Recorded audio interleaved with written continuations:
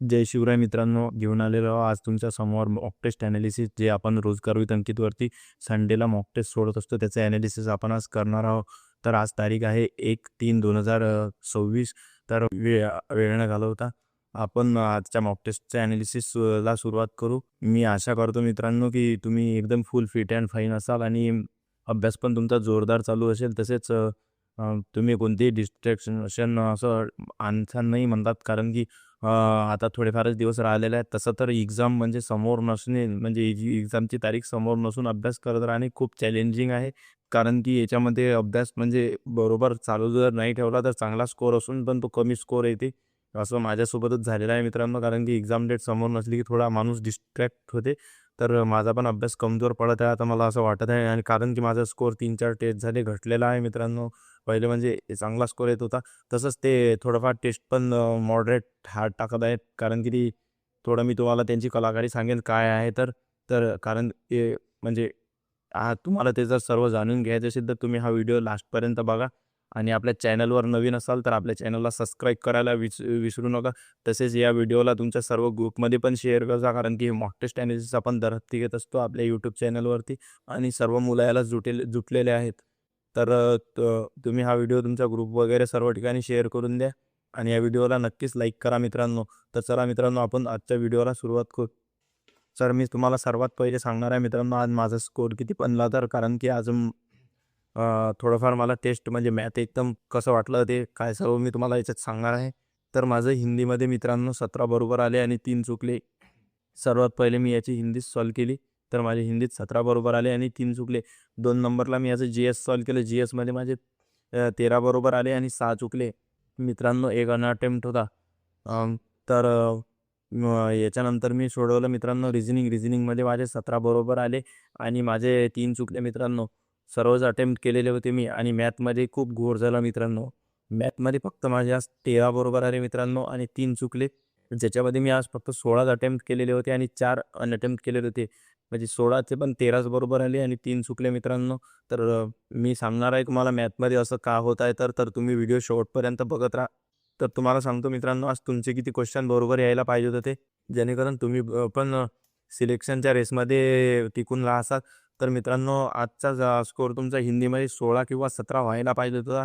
तर तुमचं हिंदी चांगलं म्हणता येईल कारण की हिंदी थोडं म्हणजे 3-4 क्वेश्चन फसवणारे होते मित्रांनो वर्तणी वगैरेचे आणि ते हितवाची वर्तणी होती म्हणजे तो क्वेश्चन पहिलेच पाहिला असेल तुम्ही पहिल्यांदाच आज तर ते तसे क्वेश्चन म्हणजे एकदम म्हणजे नवीन क्वेश्चन असले की त्याच्यामध्ये मुलं फसतात 2 ऑप्शनमध्ये.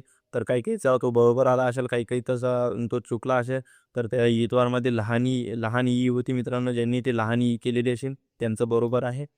तर मॅथ्समध्ये आज जर तुमचे 13-14 क्वेश्चन किंवा 15 क्वेश्चन जर होत असतील तर तुमचं मॅथ चांगलंच म्हणता येईल मित्रांनो महाराष्ट्रासाठी. कारण की आपल्या महाराष्ट्राचा कट ऑफ तुम्हाला माहीतच आहे कसा जाते आणि असं मॅथ जर आलं तर मुलांची एकदम टाय फेस होऊन जाईल. मी हे पण सांगतो तुम्हाला मित्रांनो कारण की माझं म्हणजे हे लगभग आउट ऑफ सारखं मॅथ झालेलं आहे 17-18. तर मी कोणत्याही टेस्टमध्ये घेऊ शकतो. प्रिव्हियस इयर 19 पण घेऊ शकतो. परंतु मी आर-डब्ल्यूवरती असं मॅथ टाकतात ते हार्डात हार्ड की ते म्हणजे मी सांगणार आहे तुम्हाला ते तसं का करतात तर आणि जी-एसमध्ये मित्रांनो तुमचे 10 ते 12 क्वेश्चन आज बरोबर यायलाच पाहिजे होते कारण की जी-केमध्ये थोडे इझी क्वेश्चन होते आज. अ, आणि करंट अफेअर्स पण थोडं विचारलेलं होतं म्हणजे करंट अफेअर्सचे 1-2 क्वेश्चन मस्त होते त्याच्यामध्ये. ते पण म्हणजे वाचल्यासारखे वाटत होते म्हणजे माझे आज चांगले बरोबर आले जी-एसमध्ये म्हणजे मॅथपेक्षा मला जी-एसमध्ये मार्क्स पडले असं म्हणता येईल मित्रांनो. तर तुम्हाला पण चांगले मार्क्स आले असतील जी-एसमध्ये मी आज अशी आशा करतो. आणि रिझनिंगमध्ये तुमचे 16 ते 17 बरोबर यायला पाहिजे होते आज मित्रांनो कारण की हे रिझनिंगमध्ये जास्त असं काही हार्ड नव्हतं. राहिला तो ट्रायंगलचा क्वेश्चन तर असे क्वेश्चन म्हणजे जीडीत बनायची शक्यता म्हणजे फार कमी असते. परंतु तुम्ही तसे क्वेश्चनची तयारी ठेवा. तसं तर ते ट्रायंगलचे क्वेश्चन आले तर नशीब लक बाय चान्सेस ते तसे म्हणजे राईट होऊ शकतात. तर कारण की काही-काही क्वेश्चन एकदम अबत येत असतात त्याच्यामध्ये. तर मित्रांनो मी सांगतो आज तुम्हाला की तुमचा ऑल ओव्हर स्कोर किती बनायला पाहिजे होता तर तुमचा ऑल ओव्हर स्कोर आज बनायला पाहिजे होता 110 ते 115च्या मधात. कारण की तुमच्या 110 ते 115च्या मधातचा स्कोर असेल तर तुम्ही सेफ समजून घ्या आणि तुम्हाला एखादी चांगली पोस्ट मिळून जाईल या भरतीत. कारण की असा पेपर जर आला तर कट ऑफ खूपच कमी जाईल मित्रांनो. तसेच माझा आजचा स्कोर सांगतो मित्रांनो किती बनला, तर माझा ऑल ओव्हर स्कोर 118.25 बनलेला आहे मित्रांनो. तुम्ही बघून घेऊ शकता. तर मित्रांनो मी तुम्हाला सांगतो की आज कोणता विषय हार्ड होता आणि कोणता विषय ईझी होता आणि म्हणजे मॉक टेस्टमध्ये कसे क्वेश्चन विचारलेले होते काही सांगतो मी तुम्हाला. सर्वात पहिले आपण हिंदी घेणार आहोत. तर हिंदीचा विषय असा होता की 17 ते 18 क्वेश्चन एकदम ईझी होते. म्हणजे हिंदीला आपल्याला फक्त मॉडरेट म्हणता येईल, हार्ड म्हणता येणार नाही आजच्या हिंदीला. कारण की मागच्या हप्तीपेक्षा आजची हिंदी ईझी आहे थोडीफार, ते तुम्हाला मान्य करावं लागेल. आणि मॅथ म्हटलं म्हणजे मागच्या हप्तीपेक्षा थोडं हार्ड आहे आणि मॅथ म्हणजे एकदम म्हणजे 3 ते 4 क्वेश्चन फसवणारे आहेत मित्रांनो. तर तुम्हाला सांगतो मी की हे जर मॅथ जर तुम्ही सॉल्व्ह करत असाल आणि या मॅथमध्ये तुमचे 15+ बरोबर होत असेल, तर तुम्ही एकदम म्हणजे चांगलं मॅथ आहे तुमचं असं म्हणता येईल. कारण की माझं पण मॅथ लगभग चांगलंच आहे मित्रांनो, पण माझ्या या मॅथमध्ये फक्त 13 क्वेश्चन बरोबर आले. तर मॅथ मी आजचा हार्डच म्हणणार आहे. मॉडरेट पण म्हणणार नाही, हार्डच म्हणणार आहे मित्रांनो. तुमचे किती मॅथमध्ये क्वेश्चन बरोबर आलेले आहेत, तुम्ही ते स्पेशल कमेंटमध्ये सांगा मित्रांनो. आज म्हणजे मला समजेल की मी तुमच्या किती मागे आहे तर आणि तुम्ही माझ्या किती पुढे आहे तर. तर मित्रांनो जी-एसमध्ये आज माझे 13 बरोबर आले तुम्हाला तर माहीतच आहे. तर 10 ते 12 क्वेश्चन जी-एसमध्ये आज करण्यासारखे होते. तर मी जी-एसला कारण की 10-12 क्वेश्चन कोणताही बी समजा ॲव्हरेज पोरगा करू शकते त्याचे. तर मी तुम्हाला सांगतो आज हे moderate to easy to moderate लेव्हलचं जी-एस होतं. जास्त हार्ड काही नव्हतं. याच्यामध्ये 2-3 क्वेश्चन हार्ड होते, पण त्याला आपल्याला ऑल ओव्हर हार्ड म्हणता येणार नाही. कारण की जी-एसमध्ये 10 ते 12 क्वेश्चनच करायसारखे असतात मित्रांनो. अरे रिझनिंगचा विषय, रिझनिंग म्हणजे आज मॉडरेट ईझी टू मॉडरेट लेव्हलचं म्हणता येईल. कारण की रिझनिंगमध्ये काही एवढा काही विषय नव्हता मित्रांनो. तर रिझनिंगमध्ये पण तुमचे चांगला स्कोर आला असेल आज. तर आता मी तुम्हाला सांगणार आहे मित्रांनो, की असं मॅथ एक्झाममध्ये येऊ शकते का? तर असं मॅथ एक्झाममध्ये अजिबात येणार नाही मित्रांनो. भिवून जाऊ नका. कारण की मी खूप टेस्ट दिलेल्या आहेत आणि खूप एक्झाम दिलेल्या आहेत. मी आर-आर-बी ग्रुप डीचं मॅथ दिलेलं आहे मित्रांनो. त्याच्यामध्ये पण असं मॅथ विचारलेलं नव्हतं. हालांकी त्याच्यामध्ये थोडेफार ट्रिकी क्वेश्चन होते ग्रुप डीच्या मॅथमध्ये, पण असं मॅथ त्याच्यामध्ये पण नव्हतं. ग्रुप डीची एक्झाम एस-एस-सी जी-डीच्या मुकाबले लय भारी असते मित्रांनो. मी दिलेली आहे म्हणून मला माहीत आहे. दोन्ही एक्झाम दिलेल्या आहेत मी. तर असं मॅथ ग्रुप डीला विचारत नाही आहे आणि एस-एस-सी जी-डीला काय विचारते? दिल्ली पोलिसला बघितलेलं आहे आपण कसं मॅथ आलेलं आहे. तर आता एम-टी-एसची आन्सर की आल्यानंतर मी तुम्हाला ग्रुपवरती आपल्या शेअर करीन आणि त्याच्यामध्ये पण दाखवेन की असं मॅथ विचारत नाही आहे. आणि रोजगार विथ अंकितवाले थोडंफार हार्ड मॅथ याच्यासाठी देतात की त्यांच्या प्रॅक्टिस सेटला चांगले व्ह्यू आले पाहिजे आणि ते प्रॅक्टिस सेट पोरांनी केलं पाहिजे. आता मला माहिती आहे माझं मॅथ चांगलं आहे आणि माझं जर मॉक टेस्टमध्ये खराब स्कोर येत असेल तर मी त्या प्रॅक्टिस सेटशी बिलकुल जुळणार. कारण की ते प्रॅक्टिस सेटमध्ये असेच क्वेश्चन, सेम क्वेश्चन करतात आणि याच 3-4 हप्त्यातले क्वेश्चन या मॉक टेस्टमध्ये टाकत असतात. कारण की मी आर-डब्ल्यू-आरच्या लगातार म्हणजे 2 वर्ष झाले टेस्ट देत आहे. सर्व टेस्ट दिलेल्या आहेत मी. एक पण टेस्ट सोडत नसतो मी मित्रांनो. म्हणून मला माहीत आहे आणि एकदम म्हणजे त्याच्या प्रॅक्टिस सेटमधले जास्तीत जास्त ते क्वेश्चन प्रिव्हियस इयरपेक्षा जास्तीत जास्त ते प्रॅक्टिस सेटमधले क्वेश्चन मनाने तयार केलेले क्वेश्चन त्याचे असतात मित्रांनो. म्हणून तुम्ही याचे भिवून जाऊ नका की तुम्हाला म्हणजे असं मॅथ हार्ड जाईन की काय. आजचा व्हिडिओ थोडा लंबा होणार आहे मित्रांनो, पण तुम्ही हा व्हिडिओ शेवटपर्यंत बघा कारण की एक्झाम थोडी आपली पुढे ढकललेली आहे आणि तुम्ही जर हा व्हिडिओ बघसाल तर तुम्हाला नक्कीच फायदा होईल. तुम्ही मॅथचं काही जास्त टेन्शन घेऊ नका मित्रांनो आणि तुम्हाला सांगतो मी, तुम्हाला जर वाटत असेल तरच ते प्रॅक्टिस सेट करा म्हणजे तुमची तयारी चांगली असेल तर.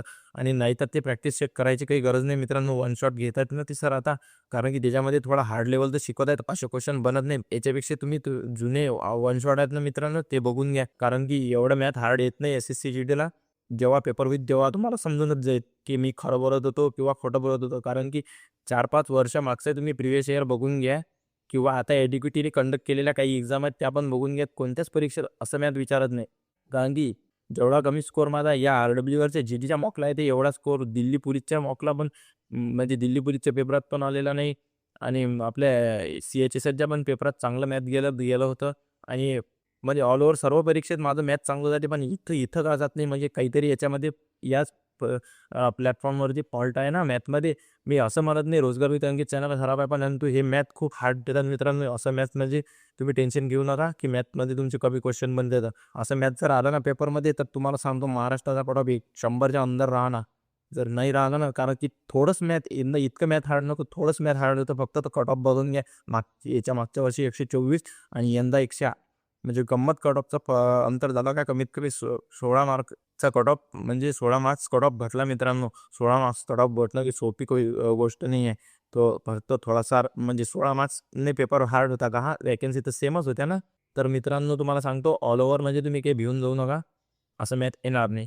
मित्रांनो तुमचा या व्हिडिओच्या खाली कमेंट करून स्कोर नक्की सांगा मित्रांनो, की आजचा तुमचा स्कोर काय बनलेला आहे आणि तुम्ही म्हणजे किती क्वेश्चन सॉल्व्ह केलेले आहेत, किती चुकलेले आहेत सर्व, आणि तुमची कॅटेगरी पण सांगा मित्रांनो. कारण की तुम्हाला पण समजेल की आपला स्कोर काय येत आहे आपल्या कॅटेगरीच्या मुकाबल्या मुलांमध्ये. कारण की आपल्या व्हिडिओला या 1K किंवा 1.5K व्ह्यूज जातात मित्रांनो, आणि इतक्याच मुलांमध्ये महाराष्ट्रात कॉम्पिटिशन असते जास्तीत जास्त.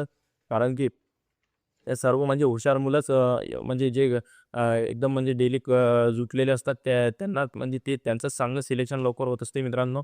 म्हणजे असं जे ज्यांना काही घेणं नाही त्यांचं सिलेक्शन म्हणजे फार कमी होत असते. आणि नवीन मुलांनी एकदम म्हणजे असं घाबरायचा विषय नाही आहे की कास कमी स्कोर आला किंवा या मॉक टेस्टमध्ये कमी स्कोर येते, 90च्या कमी येते, 99च्या कमी येते, 100च्या कमी येते, असं घाबरून जायचं काम नाही. कारण की इथं या प्लॅटफॉर्मवरती मॉक टेस्ट ऑल ओव्हर हार्डच असतात.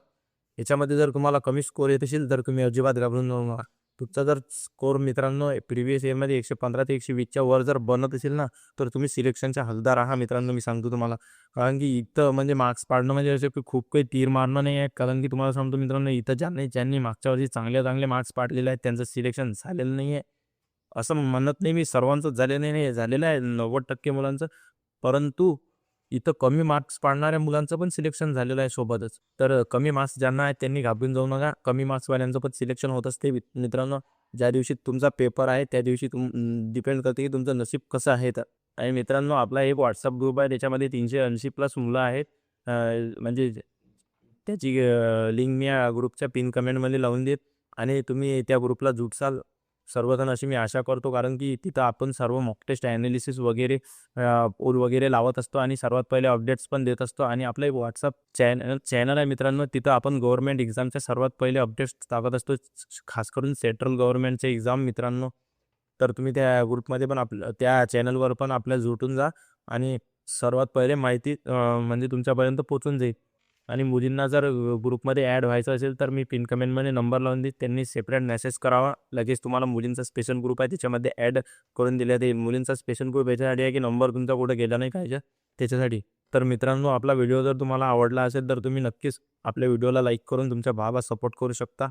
आणि या व्हिडिओला शेअर पण करून द्या मित्रांनो, ही तुम्हाला माझी विनंती आहे. आणि मित्रांनो, भेटू नंतरच्या व्हिडिओमध्ये. जय शिवराय मित्रांनो.